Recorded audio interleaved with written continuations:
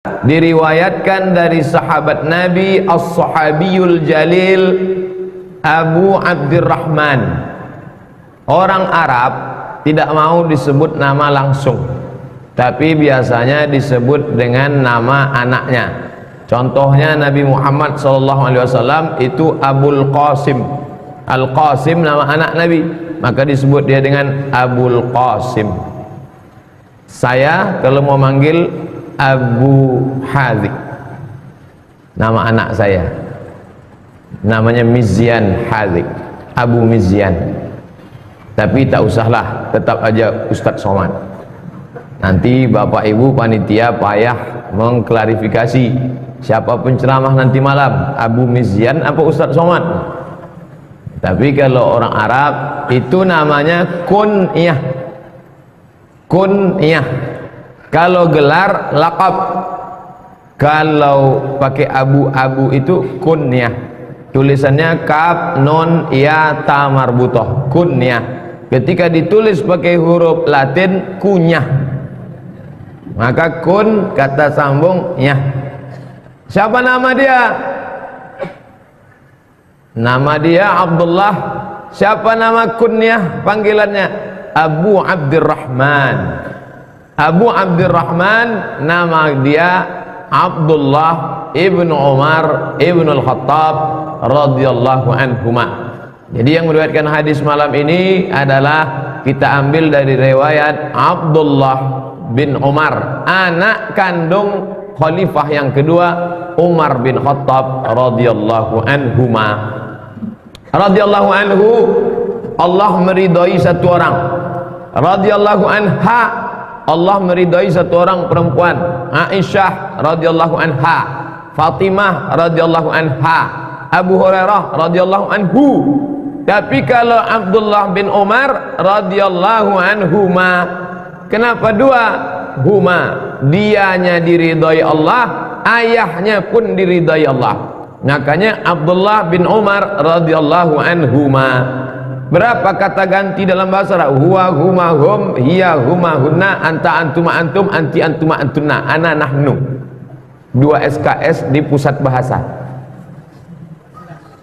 Nah, maka disebutlah dia radhiyallahu anhuma, karena dia diridhai Allah. Mana dalilnya dia diridhai Allah? As-sabiqunal awwalun, mereka yang dulu masuk Islam, minal muhajirin, dari kalangan muhajirin, wal ansar, dari kalangan ansar yang menunggu di Madinah. Abdullah bin Umar termasuk golongan muhajirin, dan dia aslama saghiran, masuk Islam waktu masih kecil.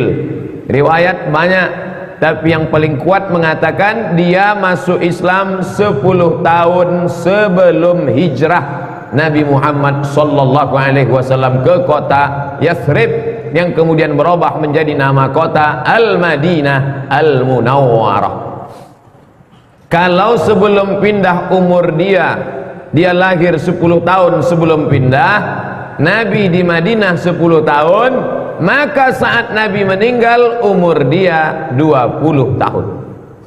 Sahabat Nabi bernama Abdullah bin Umar, anak kandung Umar bin Khattab. Dia lahir 10 tahun sebelum hijrah. Nabi Muhammad berada di Madinah selama 10 tahun. Berapakah umur Abdullah bin Umar bin Khattab ketika Nabi meninggal? Bisa dimasukkan cerdas cermat sahabat Nabi.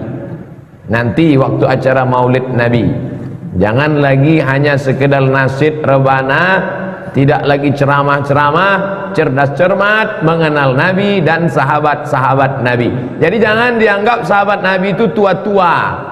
Dibayangkannya Abdullah bin Umar itu jenggotnya putih semua, rambutnya putih semua, pakai tongkat, belajar sama Nabi. Tidak, anak-anak muda. Siapa kawan dia sebaya? Makanya ada istilah al-ubadalah al-arba'ah, 4 Abdullah. Abdullah bin Umar, Abdullah bin Abbas, Abdullah bin Amr ibn al-As, Abdullah ibn Zubair. 4 Abdullah. Dan biasanya orang yang 4 ini tak pernah disebut namanya. Ibnu Umar, Ibnu Abbas, Ibnu Amr ibn al-As, Ibnu Zubair. Kalau disebut Abdullah biasanya sendiri, Abdullah ibnu Mas'ud. Kenapa beda Abdullah bin Mas'ud? Karena level dia jauh lebih tua daripada yang empat ini. Abdullah bin Umar, Abdullah bin Abbas, Abdullah bin Amr ibn al-As, Abdullah ibn Zubair sebaya. Beda-beda tipis umur mereka ketika Nabi SAW meninggal. Sama juga Zaid bin Sabit. Zaid bin Sabit ketika Nabi meninggal umurnya 20 tahun. Jadi yang sebaya dengan Abdullah bin Umar ini, Abdullah bin Umar, Abdullah bin Abbas. Abdullah bin Abbas waktu Nabi meninggal umurnya 15 tahun. Abdullah ibn Umar, Abdullah bin Abbas, Abdullah bin Amr bin As, Abdullah bin Zubair, kemudian Zaid ibn Thabit, penterjemah Nabi, translator Nabi. Surat-surat Nabi diterjemahkan oleh Abdullah Zaid bin Thabit. Kalau dia mau kirim surat kepada orang Yahudi, surat orang Yahudi yang datang, juga penterjemah Nabi, umurnya ketika Nabi meninggal 20 tahun. Sebaya juga dengan Anas bin Malik. Waktu Nabi sampai ke Madinah, datanglah Ummu Sulaim menyerahkan anak laki-lakinya kepada Nabi. Ya Rasulullah, orang lain ada menyerahkan ontanya karena dia kaya, ada yang menyerahkan tanahnya karena dia kaya. Aku tak ada tanahku, tak ada ontaku, maka aku serahkanlah ini anakku untuk membantu menjadi pelayan engkau. Waktu itu anak ini umurnya 10 tahun dan dia menjadi pelayan Nabi selama 10 tahun. Diserahkan umurnya 10, Nabi meninggal, dia membantu Nabi selama 10. Maka ketika Nabi meninggal, umur Anas bin Malik 20 tahun. Anak-anak semester 2, semester 3 sekarang. Begitulah orang-orang di sekeliling Nabi Muhammad sallallahu alaihi wasallam. Jadi kalau ada orang sekarang, kau kenapa tak ke masjid? Ah, masih muda lagi, masih 20-an. Nanti aja lah, hantukkan kepalanya ke dinding biar lurus hampirnya. Sahabat Nabi itu muda-muda semua. Bapak Ibu, kalau saya bicara jangan ketawa. Tak, ustaz-ustaz yang membuat lucu di masjid ditangkap. Ketawa. Saya udah berusaha serius. Dah, sekarang serius kita.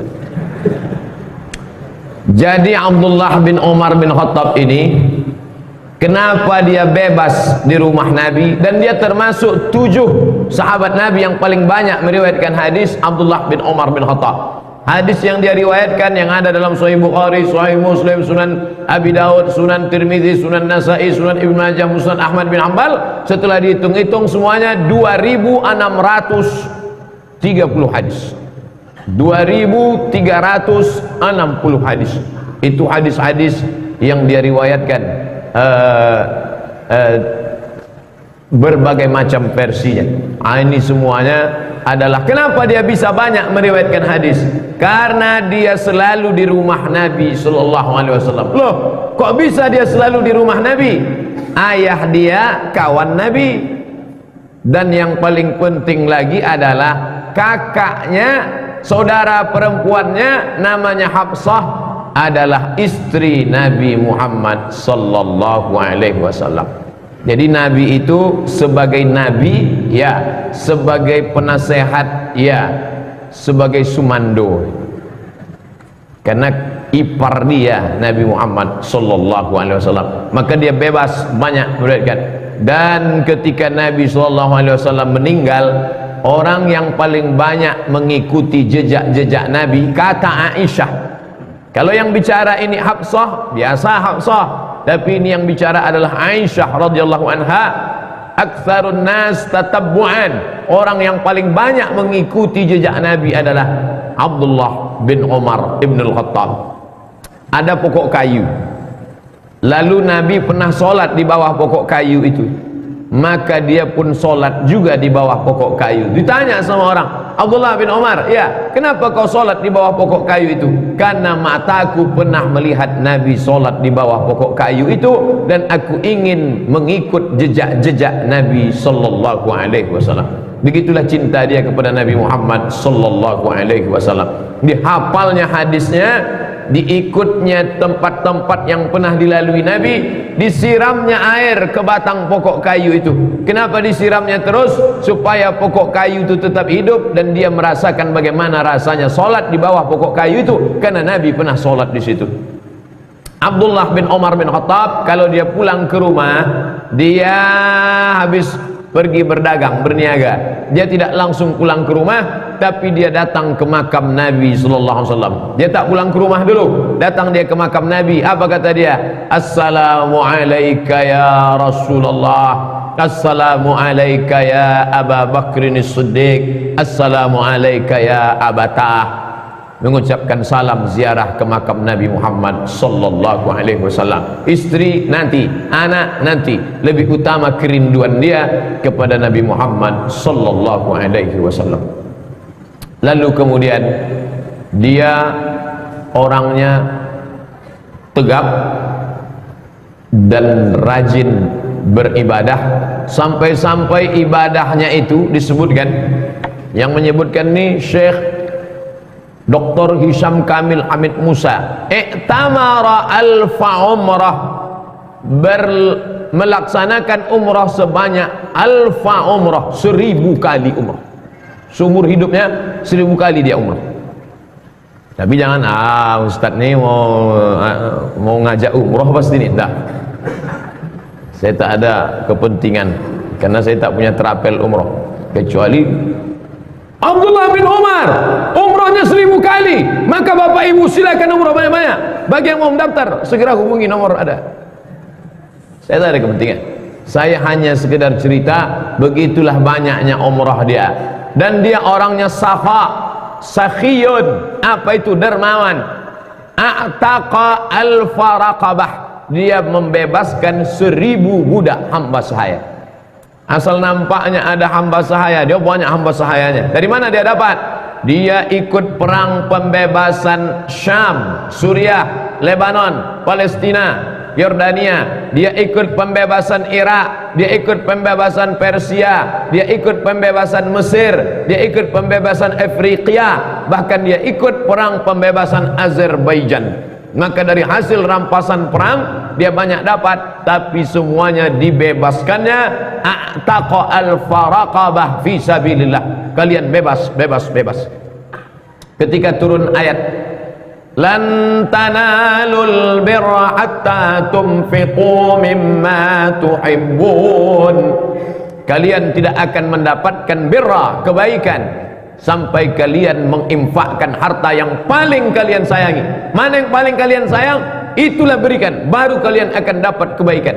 Maka datanglah Abdullah bin Umar bin Khattab menghadap Nabi Muhammad sallallahu alaihi wasallam, ya Rasulullah, harta yang paling aku sayang nih budak hambaku Rumiyah, orang Romawi, perempuan bermata biru, berambut pirang, berkulit putih, maka aku bebaskan dia fi sabilillah. Kira-kira harga budak itu berapa sekarang? Payah ngitungnya, tak ada, tapi lebih mahal dari onta. Seandainya onta paling murah 30 juta, budak agak-agak 50 juta, kali 1000 budak, maka 50 miliar. 50 miliar sedekah Abdullah bin Umar bin Khattab untuk masuk surga, 50 miliar. Sekarang ada orang lewat kotak masuk 5.000 perak minta masuk surga sama Umar bin Khattab. Wa adkhilal jannata ma'al awrah. Pati murah. Kata malaikat, ya Allah, ku sentil nih. Jangan dulu kita dulu. Jangan dulu. Mana tahu nanti entah keluarnya Presiden Soekarno sama Bung Hatta. 50 miliar sedekah dia fisabilillah. Hajinya berapa kali?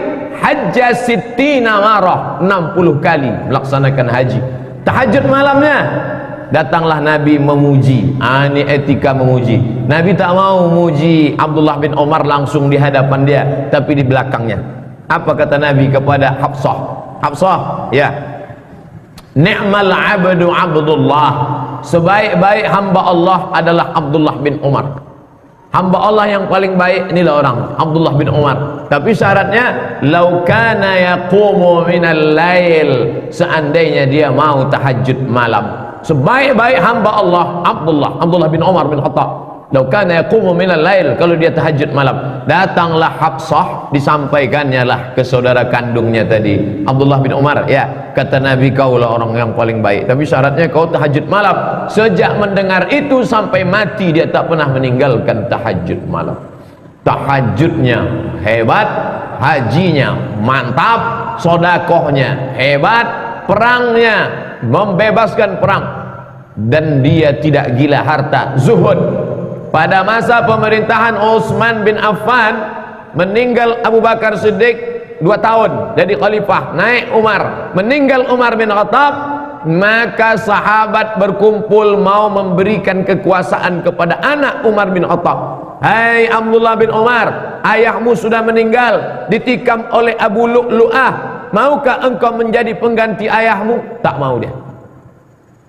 Kalau orang lain berlomba-lomba mau megang kekuasaan, datang orang mau memberi kekuasaan sama dia, dia tak mau. Aku tak layak.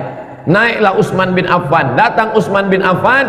Utsman ingin melantik dia menjadi qadi qudat, hakim agung. Hai Abdullah bin Umar, engkau kan alim, di antara sahabat Nabi yang alim dalam bidang fikih, Abdullah bin Umar. Makanya ada mazhab Abdullah bin Umar di kalangan sahabat Nabi, dan dia pun sahabat Nabi. Di antara yang paling banyak berfatwa adalah Abdullah ibnu Umar ibnu Khattab, sama juga dengan Abdullah ibnu Abbas. Beda Abdullah bin Umar dengan Abdullah bin Abbas, kalau mereka sedang musim haji, sama-sama haji, ramai majlis mereka, orang bertanya.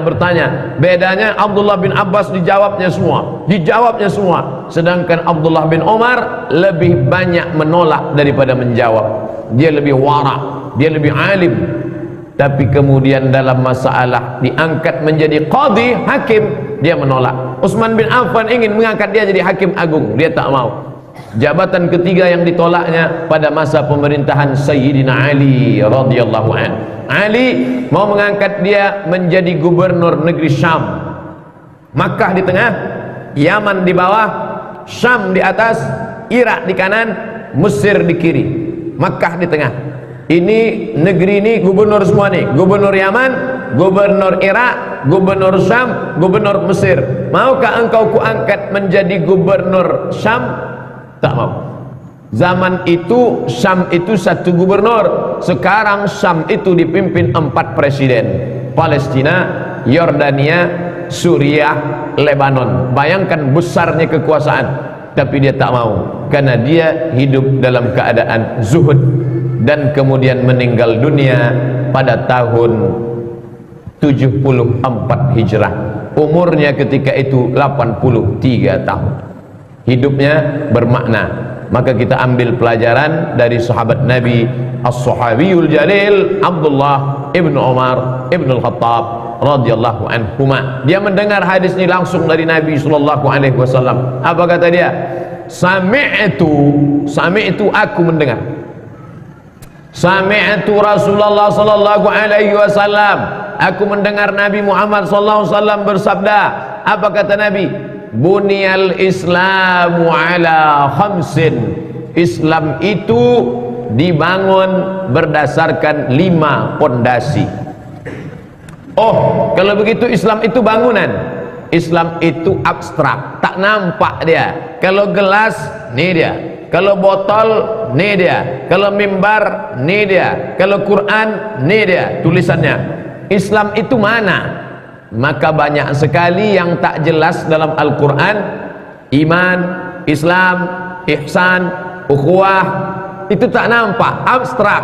Maka ditampakkan dalam bentuk yang nyata, namanya tamsil, perumpamaan. Pahala mana nampak? Ustaz Somad, kalau saya sedekah gimana pahalanya? Banyak. Banyaknya berapa? Pokoknya banyaklah. Sebanyak apa? Yang tanya-tanya. Tentu payah. Nah, Allah Ta'ala Maha Pengasih, Maha Penyayang. Kalau ada orang bertanya, kalau saya sedekah banyak pahalanya Ustaz? Banyak. Sebanyak apa? Kamathali habbah, 1 biji, ambatat 7 sanabil, tumbuh, pecah, keluar 7 cabang, 7 bulir.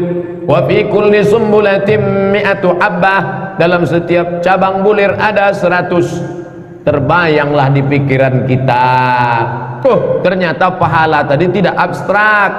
Satu biji pecah keluar 7 cabang batang, dari satu bulir keluar 100, 200, 300, 400, 500, 600, 700. Apakah cuma itu saja? Wallahu yudha'ifu liman yasha. Allah melipat gandakan lebih banyak daripada itu.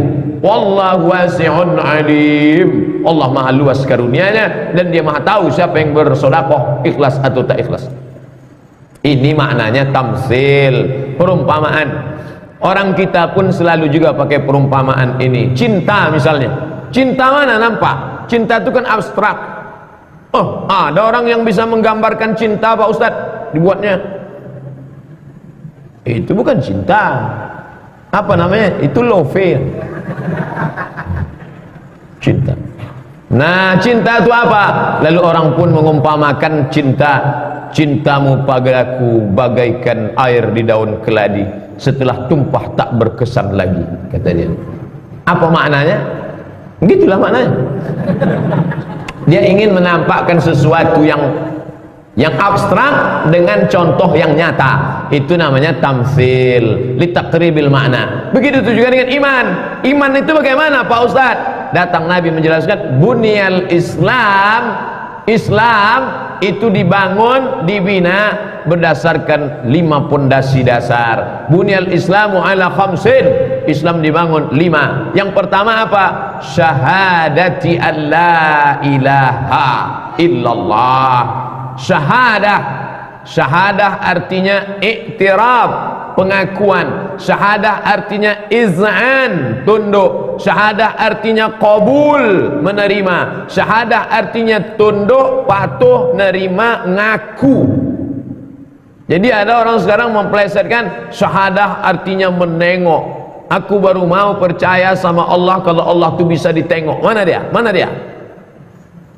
Ini sama macam ucapan orang Yahudi dalam pangkal surat Al-Baqarah. Apa kata mereka kepada Nabi Musa? Ya Musa, lan nu'mina laka hatta narallaha jahra. Kami tak mau percaya kepada engkau sebelum kami tengok Tuhan itu nyata. Ij'al lana ilahan kama lahum alihah. Waktu mereka mau menyeberang dari Mesir ke Palestina, nampak mereka ada sekelompok kaum sedang menyembah batu berhala. Apa kata mereka? Ij'al lana ilahan kama lahum alihah. Hai Musa, tolong buatkan kami Tuhan macam Tuhan mereka. Ketika Nabi Musa naik ke atas bukit Tursina mau menerima wahyu, maka tiba-tiba datang Samiri membuatkan anak lembu, dibuatnya pada bagian mulut anak lembu tadi lubang, sehingga datang angin kencang, bertiup angin kencang masuk ke lubang tadi, maka mengeluarkan suara anak lembu. Disembah mereka lah patung anak lembu tadi. Lalu ketika Nabi Musa turun ke bawah, Nabi Musa mengamuk sama Nabi Harun. Lalu apa kata Nabi Harun alaihissalam? Ya bana umma, hai anak emakku. Dia tak katakan hai Nabi Musa, dah. Ya bana umma, hai anak emakku, kau kan saudara kandungku. Innal qauma stad'afuni. Ini orang Bani Israel menekan aku. Wa kadu yaqtulunani. Hampir saja mereka membunuh aku. Tolonglah jangan kau bunuh, jangan kau pukul, jangan kau tinju aku Musa, kata Nabi Harun. Nabi Harun ngeri juga karena Nabi Musa ini sekali tinju pernah mati orang Israel, penduduk Firaun pernah mati ditinjunya. Ini kalau sembarang tinju mati nanti.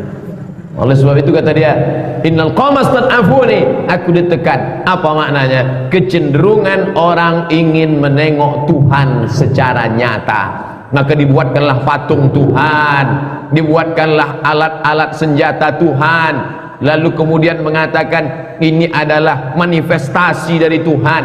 Maka dalam Islam berani mengatakan la ilaha illallah. Tadi sore baru dapat WA, Ustaz Somad, boleh tak kalau kita pakai jimat?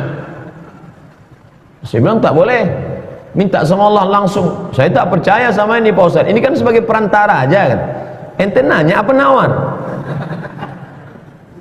Kalau nanya udah saya jawab, tapi kalau nawar Allah Subhanahu wa taala. Maka syahadah, pengakuan alla ilaha illallah, tiada Tuhan kecuali Allah Subhanahu wa taala. Tapi tak cukup hanya Allah, setelah itu apa? wa anna Muhammadan, dan Muhammad sallallahu alaihi wasallam abduhu, hambanya, wa rasuluhu, dan rasulnya. Karena menyikapi Nabi Isa terbagi dua kelompok. Trauma masa lalu Nabi sebelum Nabi Muhammad sallallahu alaihi wasallam, ini Nabi Isa. Kelompok kiri mengatakan Nabi Isa anak zina, yaitu orang-orang Bani Israel. Apa itu Isa itu anak zina tuh? Emaknya Maryam berzina, kotor. Yang kelompok kanan mengatakan Isa anak Tuhan. Dua kelompok yang bertolak belakang, satu ekstrem kiri, satu ekstrem kanan. Ini mengatakan Isa anak zina, lebih hina dari binatang. Yang satu mengatakan anak Tuhan, terlalu tinggi. Datang agama Islam. Mal Masih ibnu Maryam illa rasul. Al-Masih itu tak lain tak bukan adalah seorang rasul. Maka begitu juga kita menyikapi Nabi Muhammad sallallahu alaihi wasallam. Wa anna Muhammadan, sesungguhnya Muhammad itu abduhu, hamba Allah, wa rasuluh, dan rasul utusan Allah. Bukan Allah bersemayam dalam dirinya, bukan pula dia bagian dari Allah. Dia abduhu, hamba Allah, wa rasuluh, utusan Allah. Maka dibacakanlah ayat wa ma Muhammadun illa rasul. Muhammad itu tak lain tak bukan hanya seorang rasul. Qad khalat min qablihi rusul, sebelum dia sudah ada rasul-rasul. Afa immata, kalau dia mati meninggal dunia, au qutila, atau dia dibunuh orang, inqalabtum ala aqabikum, apakah kalian akan balik murtad menyembah lagi Lata, Uzza, Manat, Hubal, Jibti, Taghut, Naham? Tidak. Wa may yanqalib ala aqibaih, siapa yang murtad setelah Nabi Muhammad meninggal, falan yadurrallaha syai'a, Allah tak rugi walau sedikit pun. Maka Nabi Muhammad meninggal, innaka mayyitun wa innahum mayyitun, kau pun akan jadi mayat dan mereka pun juga menjadi mayat. Cuman bedanya, innallaha harramal arda ajsadal anbiya, Allah mengharamkan tanah memakan kulit, jasad, darah, daging Nabi Muhammad sallallahu alaihi wasallam. Jadi sikap kita pertengahan.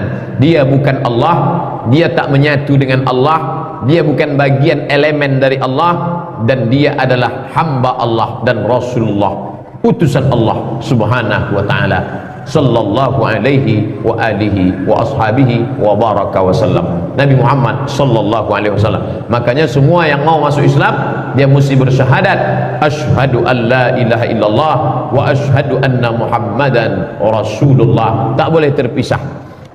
Syarat masuk Islam mualat. Mualat maksudnya tak boleh terpisah.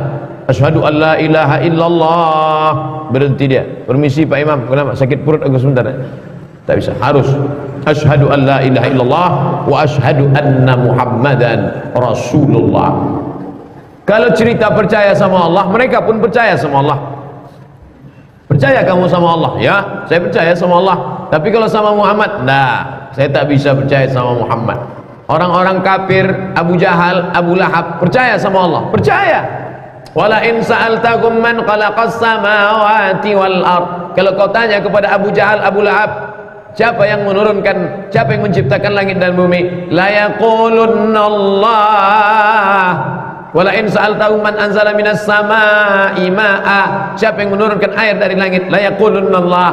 Wala in sa'altahum man khalaqahum, kalau kau tanya kepada mereka siapa yang menciptakan kalian, la yaqulunna Allah. Mereka tahu tentang Allah. Tapi ketika Muhammad, di situ mereka menolak. Abu Lahab terang-terangan, alihadza jama'atana, untuk ini rupanya kau kumpulkan kami di bawah bukit Safani ya Muhammad. Kami tak percaya engkau Nabi. Tabban laka ya Muhammad, celaka kau Muhammad. Turun ayat tabbat syada abi lahabin wa tabba, celaka kedua tangan Abu Lahab. Ma'aghna anhu maluhu wa ma kasab, hartanya tak bisa menolong, usahanya tak bisa membantu.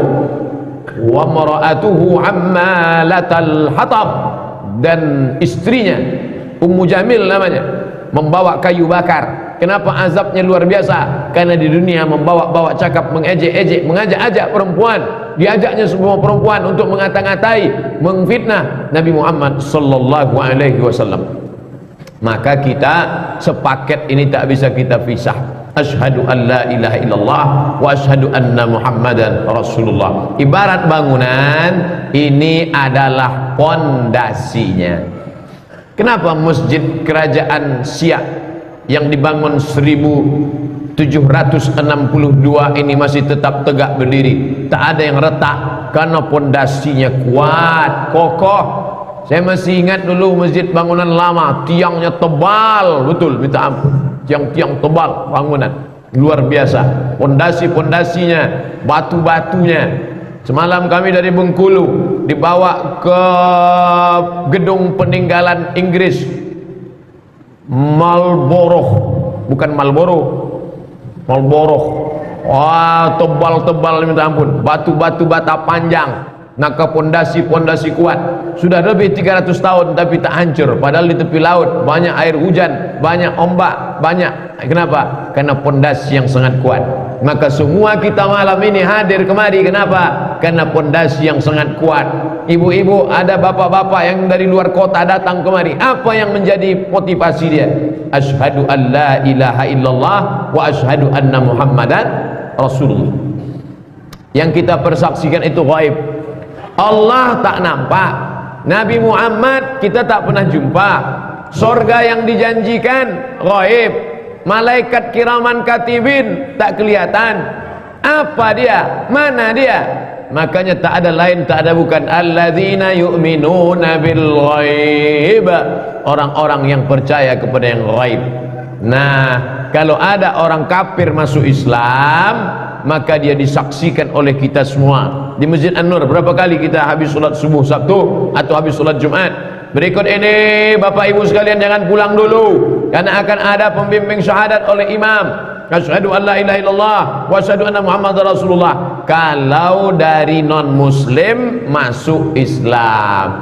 Adapun yang bapaknya sudah Islam, maka anak-anaknya tidak perlu bersyahadat karena anak-anaknya sudah Islam. Nah, sekarang di tengah masyarakat ada kelompok aliran tahapan namanya, bolak-balik jamaah nanya ke saya, Ustaz Somad, katanya saya harus ulang syahadat lagi. Saya bilang, ente ngapain syahadat lagi? Bapak ente kan Islam, iya. Emak ente kan Islam, iya. Ente sudah Islam. Tapi kata kawan saya itu Islam saya tak sah Pak Ustaz. Jadi kau mau bersyahadat lagi? Iya. Syahadat di mana? Syahadatnya harus sama guru dia. Karena kalau tak sama guru dia, tidak dipersaksikan oleh gurunya, tak sah Islamnya. Jadi gimana tuh Ustaz Somad? Bawa guru dia tuh kemari biar ku syahadatkan sekali lagi. Tapi katanya guru dia punya sanad Ustaz. Sanadnya bersambung dari gurunya sampai ke Nabi. Sanad saya lebih sahih dari guru dia itu. Bawa sini biar mau jumpa saya. Sampai sekarang tak dibawa-bawanya. Mau jumpa saya, mana sanad dia? Mana sanad yang muttasil bersambung sampai ke Nabi Muhammad sallallahu alaihi wasallam? Apa itu? Nanti dikumpulnya lah. Kalau sudah Islamnya, sudah. Bapakmu Islamnya, ya. Emakmu Islamnya, itu Islam keturunan tuh. Kalau mau Islam yang benar, ayo ke guru kami. Tapi maharnya UUD, ujung-ujungnya duit. Aliran-aliran sesat ini tak jauh daripada dua, UUD, UUW, ujung-ujungnya duit, ujung-ujungnya wanita. Kalau kebetulan yang mau masuk Islam ini nenek-nenek, dari jauh aja nek. Kalau kebetulan anak gadis, biar lebih afdal harus coba. Mudah mengenali aliran sesat-sesat ini. Tapi kalau kita ngaji, insya Allah, asyhadu an la ilaha illallah wa asyhadu anna Muhammadan Rasulullah. Maka inilah pondasi yang kuat. Setelah pondasinya kuat, barulah kemudian tiangnya. Inilah tiang-tiang yang kokoh. Apa tiangnya? Wa iqamis shalah, mendirikan salat. Mana dalilnya bahwa salat itu tiang? Nanti Bapak Ibu kalau pergi ke Masjid Nabawi, masuk ke Taman Raudhah, di Taman Raudhah di samping mimbar Nabi ada mihrab. Ini mimbar, ini mihrab. Mihrab Nabi kecil aja. Coba tengok di sebelah kiri ada tertulis as-salatu imaduddin. Salat imad. Imad artinya tiang, din agama. As-salatu imaduddin. Salat itu tiang agama. Titik. Oleh sebab itu setelah pondasinya kuat, maka mesti ada tiang. Karena kalau tak ada tiang, hancurlah, roboh. Kenapa kubah yang berat, yang besar bisa di atas? Kenapa mencor? Ini lampu-lampu kokoh. Saya takut juga kalau sholat di bawah. Nah, tahu saya takutnya belum pindah gara-gara. Kenapa? Karena tiangnya kokoh, tiangnya harus dicor, besinya besi-besi besar, lalu kemudian batu-batu kerikil dicampur dengan semen, lalu kemudian diikat, tak boleh dibuka beberapa hari lamanya sampai cornya kuat. Kenapa? Inilah tiangnya. Maka tiangnya ini adalah solat. Solat, Nabi mengambil solat, betul, waktu Isra Mi'raj. Apakah langsung dia praktekkan solat itu di atas? Tidak. Setelah dia turun ke bawah, turunlah malaikat Jibril mengajarkan gerakan tata cara rakaat sampai waktu-waktunya. Begitu kata Imam Malik bin Anas, guru Imam Syafi'i, dalam kitab Muwatta, dalam bab awqat, kitab awqatis salat. Nabi dituntun solat subuh, solat zuhur, solat asar, solat maghrib, solat isya di tiang. Tiang jangan sampai roboh. Alhamdulillah, kita sudah memperkokoh tiang. Dengan tiang itulah rumah tadi bisa tegak berdiri. Sehebat apapun atapnya, kalau tiangnya lapuk, maka akan tumbanglah rumah. Man shallal isya fi jama'atin, siapa yang solat isya berjamaah, faka'annama shalla nisfal lail, dapat pahala seperti solat setengah malam. Wa man shalla subha fi jama'atin, siapa yang solat subuh berjamaah, faka'annama shallal laila kullah, dapat pahala seperti solat sepanjang malam. Law ya'lamuna ma fil 'atamati was subhi, seandainya mereka tahu pahala solat isya dan solat subuh berjamaah, la atauhuma habwan, mereka akan datang walaupun merangkak. Begitulah pentingnya tiang ini dalam bangunan Islam sebagai gambaran untuk mendekatkan pemahaman tentang yang gaib, yang tak tampak mata, diberikan perumpamaan dengan yang zahir supaya dekat ke pemahaman kita. Nah, di antara pertanyaan yang banyak masuk lewat WhatsApp, email, SMS adalah dua. Pertama, istri mengeluh suami tak solat. Yang kedua, anak mengeluh orang tua tak solat. Dan yang banyak itu orang tua laki-laki dan suami laki, suami memang laki-laki lah pula. Banyak sekali.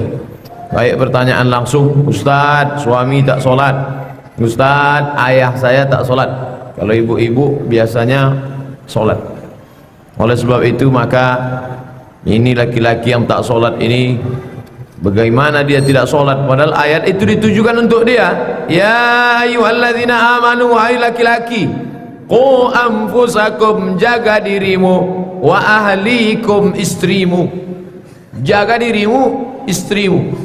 Itu makanya bapak-bapak yang punya anak gadis, yang punya adik, idza ja'akum man tardawna dinahu, kalau kau lihat datang laki-laki meminang adikmu, meminang anakmu, meminang kakakmu, kau pandang pertama din, agamanya, apa? Solatnya, wa khuluqahu, dan akhlaknya. Ada orang solat cakapnya kasar, tindak tanduknya tak baik, berarti solatnya tak berkesan. Ada pula orang sopan, cakapnya lembut, tak menyinggung perasaan, tapi tak pernah solat, maka dua-dua ini tak baik. Yang lebih parah, cakap kasar, menyinggung perasaan, solat tidak pula. Idza ja'akum man tardawna dinahu, kalau kau tengok dinnya baik, agamanya baik, wa khuluqahu, akhlaknya baik, cakapnya lembut, tutur kata, bahasa, budi pekerti, sopan santun, tata krama, baik dia, wazawwijuhu, nikahkanlah dia. Kalau dia susah, iyakunu fuqara, andai dia miskin, yughnihimullah. Berapa banyak yang dulu nikah minjam beras, tapi hari ini justru menjadi tokeh beras. Berapa banyak dulu orang susah melarat, hari ini justru menjadi konglomerat. Oleh sebab itu, tapi ada sesuatu yang tak bisa berubah. Apa dia? Kalau dari muda ini terbawa-bawa sampai tua terubah tidak, payah merubahnya. Oleh sebab itu, di antara 7 yang dapat naungan di padang mahsyar, sab'atun yuzilluhumullah yauma la zilla illa zilluh. Satu di antara yang dapat naungan itu adalah syabun, anak muda, nasha'a fi ibadatillah, anak muda yang tumbuh dalam beribadah kepada Allah Subhanahu wa taala. Setiap tempat yang saya datangi pasti ada sekelompok anak muda. Kemarin di Bengkulu sekelompok anak muda, di Banjarmasin sekelompok anak muda, di Aceh sekelompok anak muda. Yang jadi masalah, ini anak muda akan terus ada dari sejak zaman Ashabul Kahfi, ada terus anak-anak muda ini. Innahum fityatun, mereka anak-anak muda, amanu, beriman, wazidnahum huda, kami tambah hidayah, bertambah-tambah pada mereka. Yang jadi masalah, masuk tak anak kita ke dalam mereka, masuk tak kemanakan mereka ke dalam mereka. Alhamdulillah kita di Pekanbaru ada anak-anak muda yang luar biasa. Kemarin ketika saya pulang dari Yogyakarta, datang anak-anak muda memberi saya jaket geng motor, gambarnya orang pakai peci, pakai motor besar. Ternyata anak-anak muda yang punya grup geng motor syariah. Oh, ini baik sekali, anak-anak muda tapi kreatif. Bapak Ibu yang dimuliakan Allah Subhanahu wa taala, maka betul anak-anak itu dari kecil sudah dibawa, muru auladakum bis shalah, suruh mereka salat, wahum abna'u sab'a. Kalau 7 salat berarti menghafal surat-surat pendeknya 6. Itu makanya ada istilah golden age, golden emas, age usia emas, 1 2 3 4 5 6. Setelah 6 tahun 7-nya dia praktek Al-Fatihah, surat-surat pendek, ayat-ayat. Imam Syafi'i sebelum 7 sudah clear itu semua. Maka ketika itu berisi kepalanya, wadribuhum fil ashrah, umur 7 tak juga, pukul dia 10. Farriquhum fil madaji, pisahkan tempat tidurnya. Ini tentang masalah yang kedua, iqamis shalah. Kita lanjutkan yang ketiga, wa itaiz zakah, membayar zakat. Zakat ini apanya? Hadisnya secara utuh tak ada. Kalau mau dicari mana hadisnya Pak Ustaz secara utuh, tak ada. Ini di sini, ini di sini, ini di sini. Dalam hadis lain dikatakan was-shadaqatu burhan. Innamas sadaqatu lil fuqara wal masakin wal amilina 'alaiha wal mu'allafati qulubuhum wa fir riqab wal gharimin wa fi sabilillah wa ibnis sabil. Dalam Quran zakat itu disebut sedekah. Karena sedekah itu umum. Senyum pun disebut sedekah. Tabassumika fi wajhi akhika sedekah. Tulang-tulang sendi bapak yang ngangkatkan barang, orang jualan, orang bantu. Saudara-saudaraku yang parkir membantu orang, likulli sulama minkum sedekah. Setiap tulang-tulang sendi ini ada sedekah. Maka zakat disebut sedekah, senyum disebut sedekah, menolong orang disebut sedekah. Maka as-sadaqatu burhan, sedekah itu penerang. Kenapa malam ini kita bisa nyaman di dalam ini? Karena ada penerang. Sehebat apapun rumah kalau tak ada penerangnya, maka kita diterangkan dengan banyak-banyak bersedekah. Mungkin bukan terang secara fisik, tapi hati menjadi terang. Makanya orang yang bersedekah, terang jiwanya, tenang pikirannya. Kenapa? Orang lain mendoakan dia. Kalau kita bersedekah masjid, berimpak, berwakaf ini, dari mulai kita sholat maghrib tadi sampai tausiah isya, sampai sholat isya, sampai lanjut kajian lagi, sampai tanya jawab, maka terang benderanglah makam orang yang mewakafkan tanah. Sultan-sultan Melayu Sri Indrapura, berapa banyak masjid-masjid yang dibangun, maka terang benderanglah makam, terang benderanglah pikiran. Kenapa begitu? Orang yang pertama kali suntuk itu adalah pikirannya. Gelap, kalap, silap, stres, depresi. Maka bagaimana mencari pencerahan ini? Makanya selalu orang tua-tua kita mengajarkan sedekah, sedekah tolak balo, katanya. Banyak-banyak bersedekah tolak bala. Kenapa? Menjauhkan segala kegelapan, menjauhkan segala kepicikan, menjauhkan segala kesempitan. Shadaqatus sirri tadfa'u mitatas su'. Sedekah menolak mati jelek, nanti su'ul khatimah. Tiap hari minta Allah maktim lana bi husnil khatimah. Salah satu penyebab mati jelek, bunuh diri, minum racun, terjun dari gedung tinggi gara-gara apa? Sempit menengok hidup ini, gara-gara jauh daripada agama. Makanya ketika datang orang menjumpai Imam Abdurrahman ibnu Mahdi, Abdurrahman bin Mahdi, ya, aku suntuklah pikiranku, lututku sudah bernanah bertahun-tahun tak sembuh-sembuh. Bagaimana caranya? Sudah pergi ke tabib tak juga sembuh, sudah makan herbal tak juga sembuh. Kata Imam Abdurrahman ibnu Mahdi, kau cari kampung yang tak ada sumur di sana. Cari kampung susah mereka mendapatkan air, aku buat sumur di sana. Lalu setelah itu kau tunggu, lalu dia buat sumur, maka orang kampung pun beramai-ramailah mengambil air sumur tadi. Dan setiap orang yang minum mendoakan, ya Allah, orang yang sudah membantu kami air ini, panjangkanlah umurnya, murahkanlah rezekinya, sehatkanlah badannya. Maka terang benderanglah pikiran, sehatlah badan. Kita perlu doa orang lain. Tak tahu entah dari lidah yang mana doa itu dikabulkan Allah, tak tahu entah dari mulut yang mana doa itu sampai dibawa oleh para malaikat. Oleh sebab itu jangan pernah berhenti untuk itaiz zakah. Adapun orang yang bakhil, pelit, kedekut, maka setiap hari malaikat dikirim Allah. Apa kata malaikat? Allahumma ati munfiqan khalafa. Orang yang bersedekah ni kasih dia ganti, kasih dia ganti. Adapun orang yang pelit, Allahumma ati mumsikan talafa. Ini orang yang pelit, yang tak pernah mau berbagi, berikan dia kebinasaan, kebinasaan, kebinasaan. Mana harta-harta yang banyak, mana datuk-datuk, mana tengku-tengku, mana orang-orang kaya, mana ningrat-ningrat, mana bangsawan-bangsawan yang dulu mati semuanya, meninggalkan rumah yang besar, lapuk, gentengnya belumut, dimakan rayap, tumbang, tanahnya dijual, dibagi-bagi, hilang tak berkesan. Cincin, gelang emas, rantai emas mana? Hilang. Tapi masjid masih tetap tegak berdiri. Masjid Sahabuddin masih tetap tegak berdiri. Masjid Istana Maimun Al-Masud masih tetap tegak berdiri. Masjid Baitur Rahman digoncang oleh tsunami, tetap tegak berdiri. Apa maknanya? Allah mau menunjukkan. Oleh sebab itu maka pencerahan datang dari as-shadaqatu burhan.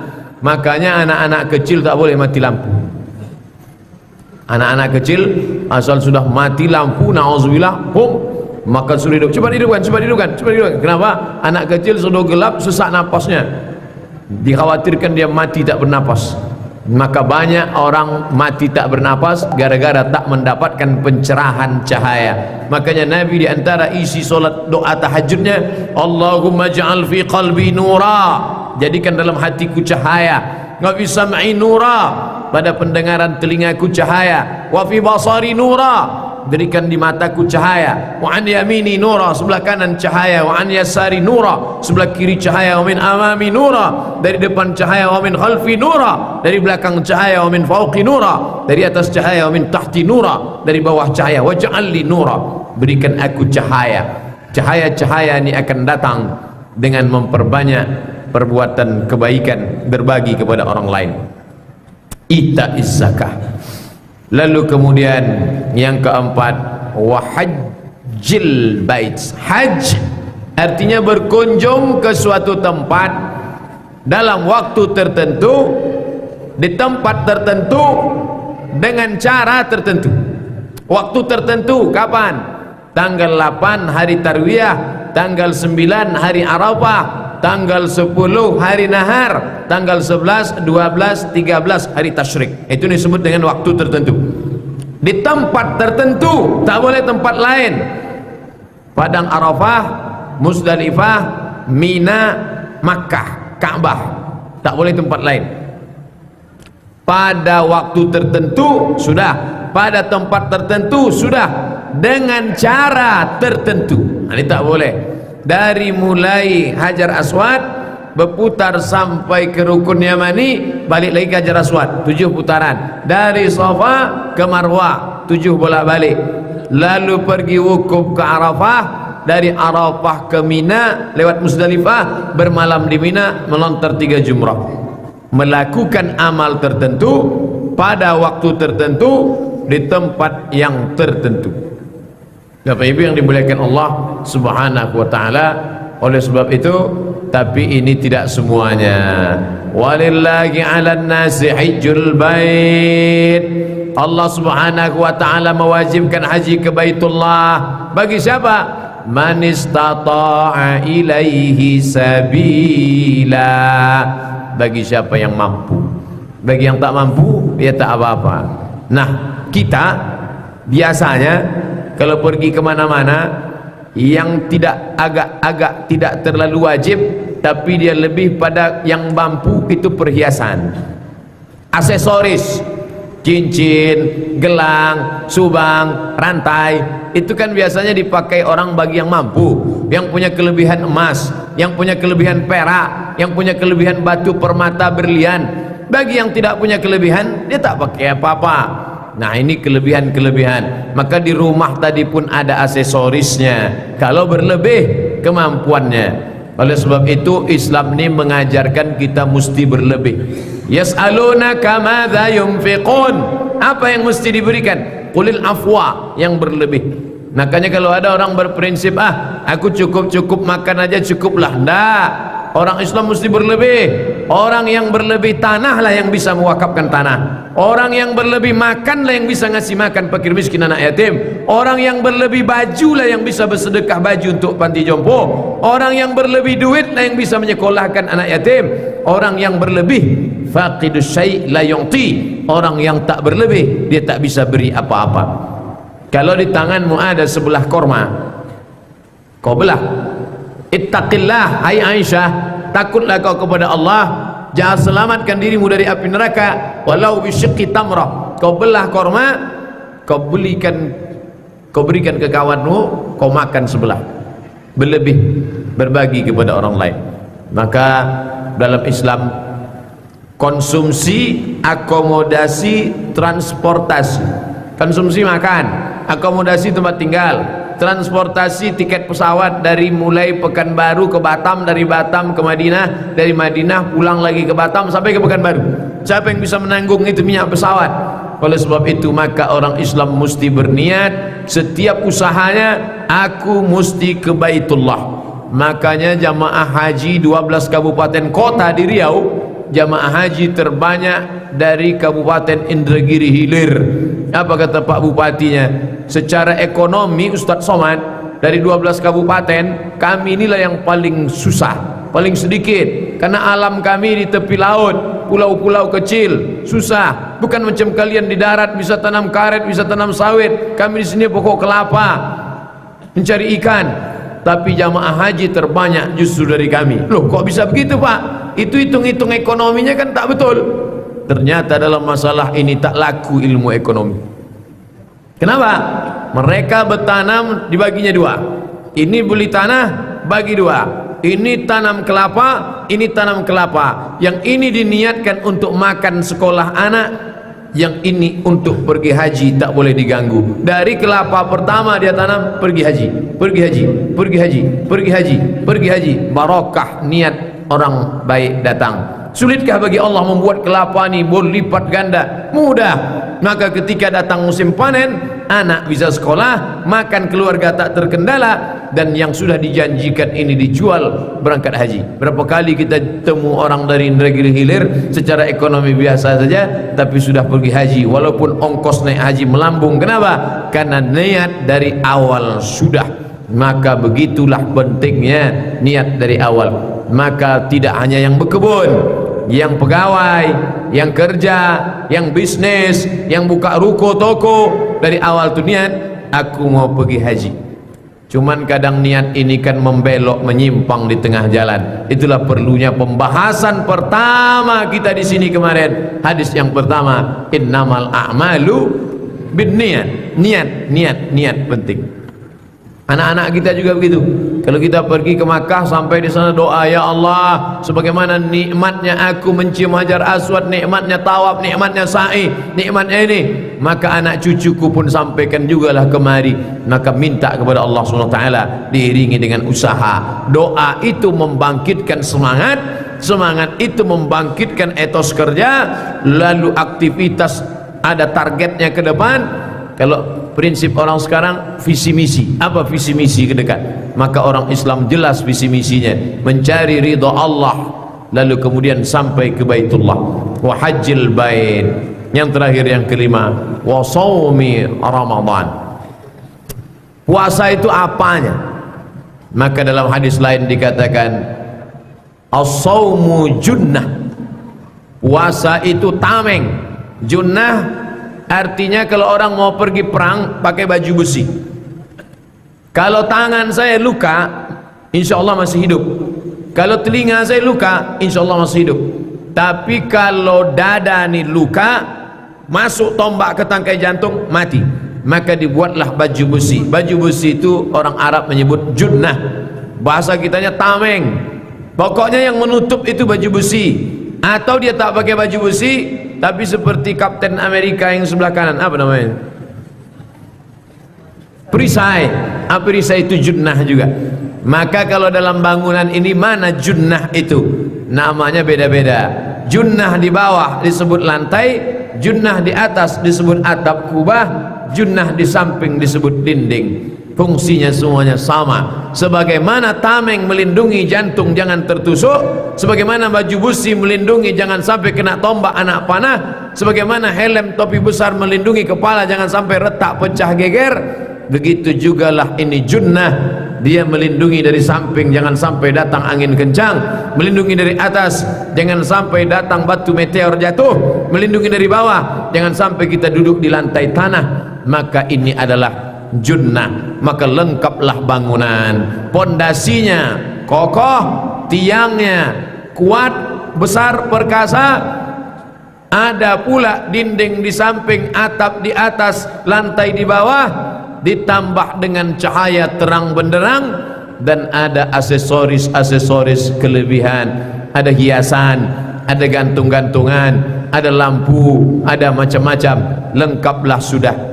Lalu apakah dapat kita simpulkan bahwa Islam hanya 5 saja? Ini perlu diluruskan. Ada seorang ulama besar, nama kitabnya Al-Islam, nama dia Said Hawa, judul bukunya Al-Islam. Apa kata dia? Banyak orang keliru memahami Islam. Dianggapnya Islam ini syahadat, solat, zakat, puasa, haji, dah. Lalu jihad mana? Amar ma'ruf mana? Nahi mungkar mana? Mana? Kenapa tak ada di dalam ini? Ini perlu diluruskan. Coba kita perhatikan. Masjid itu tiangnya 4, betul. Tapi tiang 4 itu bukan masjid. Rumah Melayu itu tiangnya 5, betul. Tapi tiang yang 5 itu bukan rumah. Begitu juga dengan ini. Rukun Islam ada 5, betul. Tapi Islam bukan yang 5 itu. Jangan batasi. Ada orang memahami Islam ini keliru. Yang penting saya sudah syahadat, yang penting saya sudah sholat, yang penting saya sudah puasa, yang penting saya sudah zakat, yang penting saya sudah haji. Masalah amar ma'ruf nahi mungkar bukan urusan saya. Masalah mengajak tetangga pengajian bukan urusan saya. Masalah saya mau jihad atau tidak bukan, membantu Rohingya bukan urusan saya. Ini orang memahami Islam parsial. Pemahamannya tentang Islam tidak kafah. Bagaimana peduli? Oh, tak kemana-mana perginya. Bagaimana tentang ekonomi Islam? Bagaimana merubah bank konvensional menjadi bank Islam? Bagaimana tentang mendirikan sekolah-sekolah Islam? Maka ini semua adalah bagian dari ajaran Islam. Hanya saja bangunan pokoknya yang 5 tadi sudah ada. Pondasi sudah kuat, tiang-tiang sudah kokoh, dinding bawah, lantai, dinding atap sudah, di dalamnya pula tak terjadi kegelapan terang benderang, dan pula ada aksesorisnya, maka lengkaplah dia. Tapi kalau dikatakan sebagai rumah idaman terlengkap, belum. Ini baru pokok-pokoknya saja. Ini ada sedikit khilafiyah tentang masalah susunan. Ini ditanyakan orang ke saya, Ustaz Somad, coba Ustaz bacakan hadisnya tadi. Bunyal Islamu ala khamsin syahadati an la ilaha illallah wa anna Muhammadan abduhu wa rasuluh wa iqamis salah, salat, wa ita'iz zakat, zakat, wa hajjil bait, haji, wa shaumi, puasa, shaumi Ramadan. Kok susunannya tak sama ya Pak Ustaz ya? Puasa kok terakhir, sedangkan di sekolah kami diajarkan syahadat, salat, zakat, puasa, haji. Karena ulama yang menyusun dalam ilmu tauhid itu tidak berdasarkan hadis ini, tapi hadis riwayat lain, bukan riwayat Abdullah bin Umar. Makanya selalu saya sampaikan, jangan memahami hadis dari satu, jangan menarik hukum dari satu hadis saja. Hadis tentang takbiratul ihram, hadis tentang menggerakkan tangan, hadis tentang membayar zakat, hadis tentang sholat, hadis tentang puasa. Makanya ulama fikih digabungkannya semua hadis itu di buku yang jelas. Bagaimana kita berinteraksi dengan hadis? Bukunya sudah dicetak, penulisnya Syekh Yusuf Al-Qardawi, dicetak oleh Gema Insani Press, judulnya Kaifa Nata'amal Ma'as Sunnah, bagaimana berinteraksi dengan sunnah. Maka kata Syekh Qardawi, al-jam'u bainal ahadis, gabungkan beberapa hadis, hadis dari sini, hadis dari sini, hadis dari sini, hadis dari sini, hadis dari sini, hadis dari sini, lalu ditarik satu kesimpulan. Adapun yang kita kaji malam ini untuk menunjukkan ada versi lain. Imam Nawawi menunjukkan ini, bukan dia mau kontroversial, enggak, dia hanya mau menceritakan kalau dalam kitab akidah, rukun iman, rukun Islam 5 perkara, yaitu syahadat, sholat, zakat, puasa, haji, dia mau menceritakan ada riwayat lain. Itu salah satu usaha untuk mengenalkan, oh ternyata hadis itu riwayatnya banyak. Tapi ini bukan masalah usul, masalah tartib urutan itu bukan masalah prinsipil, tapi bahwa kita meyakini ada 5 itu prinsipil. Nah, inilah satu di antara hadis riwayat Abdullah bin Umar bin Khattab dari 1630 hadis yang dia riwayatkan bertebaran di kitab-kitab sunnah. 1630 hadis. Muncul masalah, kenapa Imam Abu Hurairah bisa 5374 padahal dia masuk Islam tahun ke-7. Nabi meninggal tahun 11 bulan Rabiul Awal, Abu Hurairah masuk Islam tahun ke-7.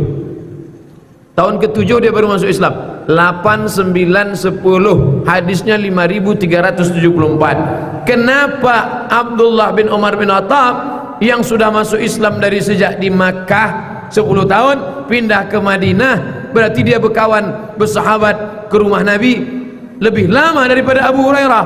Dia 20 tahun, sedangkan Abu Hurairah cuma 3 tahun. Kenapa dia yang 10 tahun cuma 1630, sedangkan Abu Hurairah yang cuma 3 tahun 5374? Loh, kok bisa begini? Kata orang yang ingin menanamkan keraguan-raguan tentang hadis Abu Hurairah. Saya tidak jawab mukjizat. Kalau saya jawab itu mukjizat, itu mukjizat untuk Nabi, mukjizat Nabi yang sampai sekarang. Lalu ada satu orang yang diberikannya kejeniusan luar biasa. Saya tak biasa, tak percaya itu sama mukjizat. Orang dia sekuler, liberal, otaknya berkudis, tak percaya dia sama mukjizat. Oke, ente tak percaya mukjizat? Ya, saya punya kawan, sejak SD dia berkawan sama saya. SD berkawan kami 6 tahun.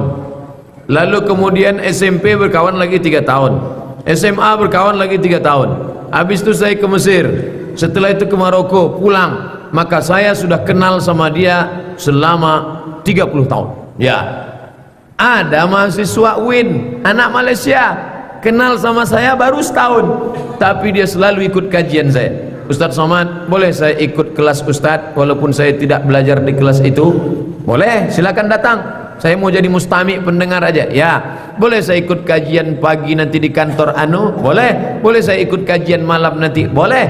Satu hari dia ikut kajian saya 5 tempat. Kajian subuh, kajian duha, kajian zuhur di Ar-Rahman, kajian sore ibu-ibu, kajian malam dari maghrib ke isya. 5 kajian. Dalam satu kajian cerita ini, cerita ini, cerita ini, cerita ini, ada 10 hadis. 10, 10, 10, 10, 10. Oh, udah 50, banyak sekali. Okey lah, satu hari itu aja 2 hadis.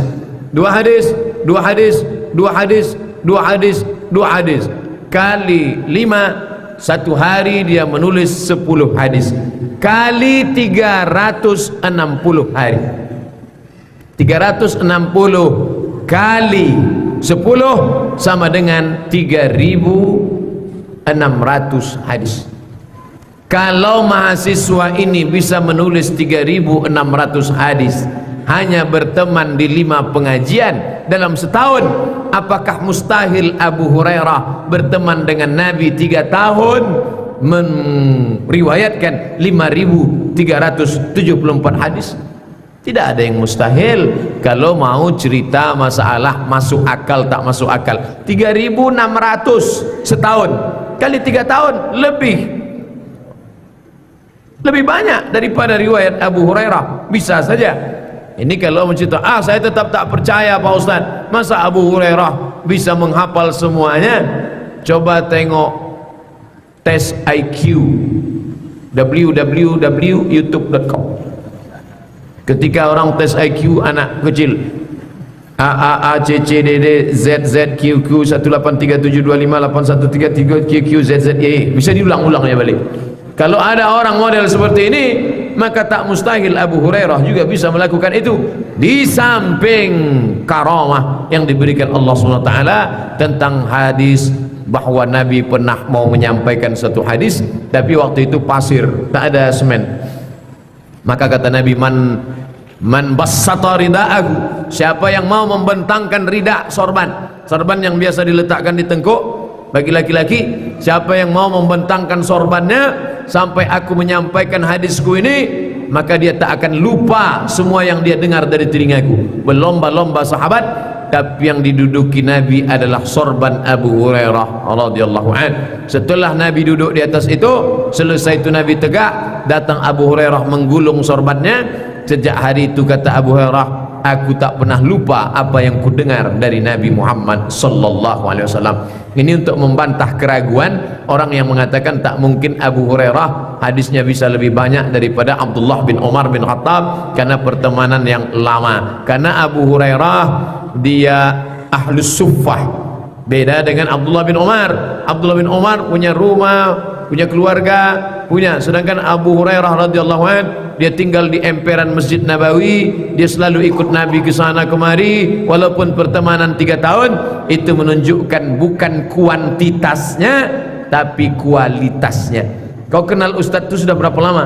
Belum dia jadi Ustadz udah berkawan aku sama dia. Berapa hadis yang kau dapat? Tak ada, karena aku tak pernah ikut kajiannya.